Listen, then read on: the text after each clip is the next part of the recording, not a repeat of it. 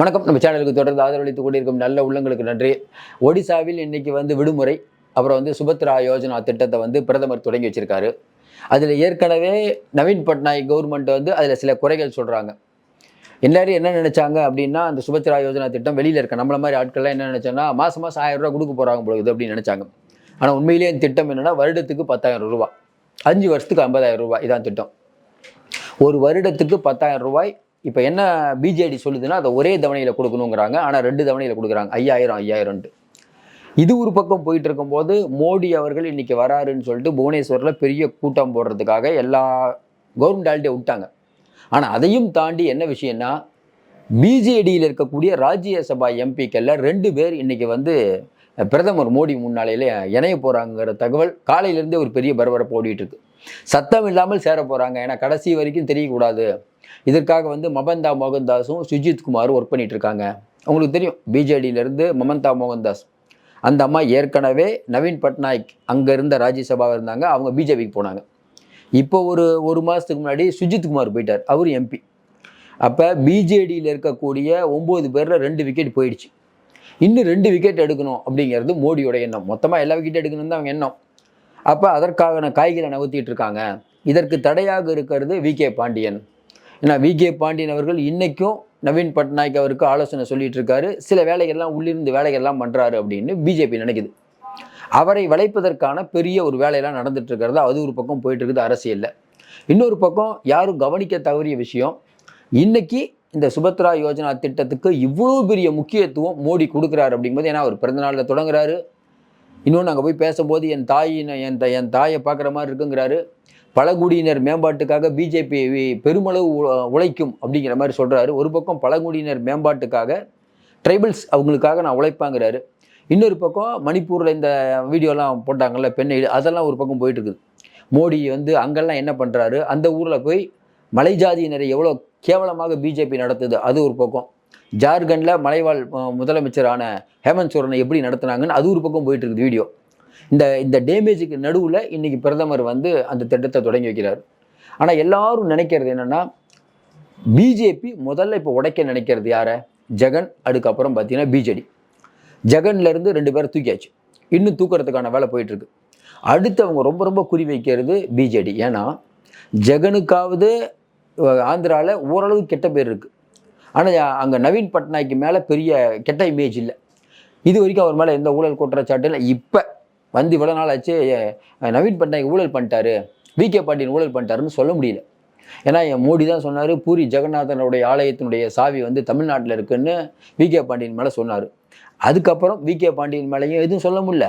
ஏன்னா அவர் அரசியலில் வரவே இல்லையே, எல்லாம் திரைமறைவிலே தான். இப்போ நீங்கள் சொல்கிறீங்கல்ல, இது வரைக்கும் அவர் ஸ்ட்ரெயிட்டாக போய் நவீன் பட்நாயக் சந்திச்சார், ஆலோசனை சொன்னார். அவங்க கட்சிக்காரங்களே சொல்ல. இன்னும் குறிப்பாக சொல்லணும்னா நிறைய அவங்க கட்சிக்காரங்கெல்லாம் விகே பாண்டியன் வர சொல்லுங்க அப்படிங்கிற ரேஞ்சில் போயிட்டு இருக்குது. அப்போ நவீன் பட்நாயக்கை வச்சு மோடி பண்ணிய சில விஷயங்கள் தேர்தலில் எதிரொலித்தது. ஆனால் அதுக்கப்புறம் கட்சி உடையல. அதற்காக தான் ராஜ்யசபாவில் 2 பேர் தூக்குனாங்க. அந்த ராஜ்யசபாவில் தூக்குன 2 பேர் கூட மமதா மோகன்தாவும் அதுக்கப்புறம் பார்த்தீங்கன்னா சுஜித் குமார் 2 பேருமே விகே பாண்டியன் மேலே எதுவும் குறை சொல்லலை. இப்படிப்பட்ட சூழ்நிலையில் இன்னைக்கு இவ்வளோ முக்கியத்துவம் ஏன் கிடைக்குதுன்னா, ஏற்கனவே ஸ்ரீர் நிரஞ்சனு, கான் மஜிபுல்லா, சுபாசிஸு, சஸ்மிஸு, தோபாசிஸு, சலாட்டா இவங்கெல்லாம் ராஜ்யசபாவுடைய எம்பிக்கள். இதில் 2 பேரை இன்னைக்கு இதுக்கு போக போகிறாங்க, பிஜேபிக்கு போக போகிறாங்க அப்படின்னு ஒரு பெரிய ஒரு இது நடந்தது. கடைசியாக சொல்லப்பட்டது என்னன்னா, இல்லைங்க, அரசல் புரசலாக சில விஷயங்கள் பிஜேடியில் நடக்கிறது உண்மைதான். ஆனால் இந்த விஷயங்கள் ஏற்கனவே கேள்விப்பட்டதுனால யார் யார் எம்பிக்கள் இருக்காங்களோ எல்லாத்தையும் கூப்பிட்டு, உங்களுக்கு குறையின்னா எந்த நேரத்தில் வேணாலும் நவீன் பட்நாயக் கிட்ட சொல்லலாம், அப்படி இல்லாட்டினா கூட ஒரு குழுவை போட்டாங்க. உங்களுக்கு தெரியும், ஏற்கனவே நம்ம பேசியிருக்கோம். அந்த குழுவை போட்டதுனால இன்றைக்கி அந்த 2 பேர் 3 பேர் விக்கெட் எடுக்க முடியல. அதையும் தாண்டி இப்போ இருக்கக்கூடிய எம்பிக்களுக்கு பல உத்தரவாதங்கள் கொடுக்கப்பட்டது. ஏன்னா இன்றைக்கி இருக்கக்கூடிய எம்பிக்களுக்கு தெரியும், இப்போ அடுத்து எந்த தேர்தல் வந்தாலும் 5 வருஷத்துக்கு அப்புறம் தான் தேர்தல். மோடி மேலே மோடி அரசாங்கம் கவுந்தால் ஒழிய, அப்படி அடுத்து எந்த ஒரு தேர்தல் வந்தாலும் பிஜேடிக்கான வாய்ப்பை தட்டி பறிக்க முடியாது. ஏன்னா பிஜேடி இன்னும் வலிமையாக இருக்காங்க.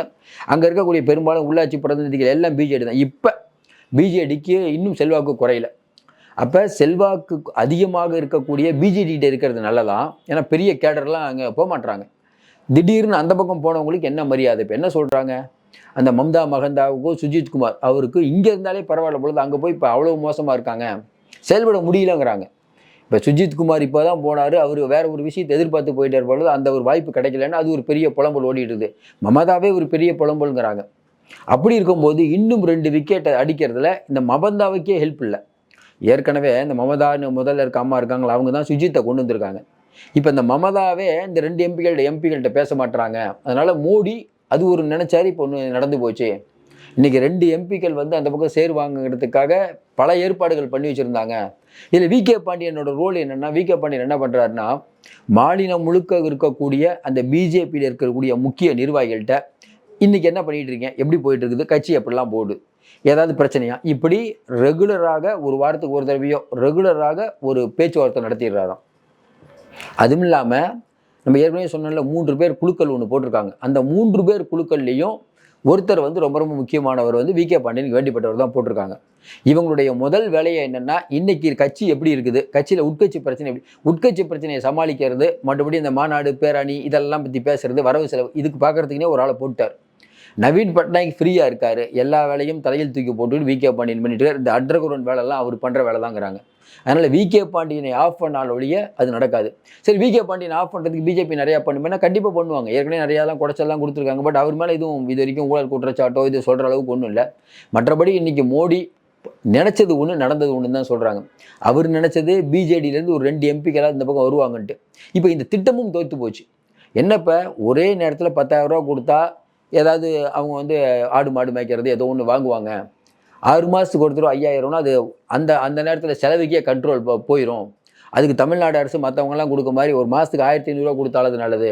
இதில் கொடுத்துட்ருக்காருல, ஷிண்டே கொடுக்குறாருல, மாதம் 1,500 பெண்களுக்கு கொடுக்குறாரு, அதே கொடுத்துடலாமே, அதனால அதிகமாக கிடைக்கும். இப்போ என்னென்னா, பக்கத்து ஏரியாவில் அதாவதுன்னா மத்திய பிரதேசில் 1,500 கொடுக்குறாங்க, மகாராஷ்டிராவில் 1,500, அப்புறம் நம்ம இமாச்சல பிரதேசில் 1,500. இப்படி 1,500 கொடுத்தாவே மாதம் எங்களுக்கு 1,500 கொடுக்கறத தாண்டி இப்போ ஒரு 6 மாதத்துக்கு ஒரு தடவை 5,000ங்கிறது எங்களுக்கு சரிவர பலனளிக்காது. ஒரேடியாக அந்த 10,000 ரூபா கொடுங்க.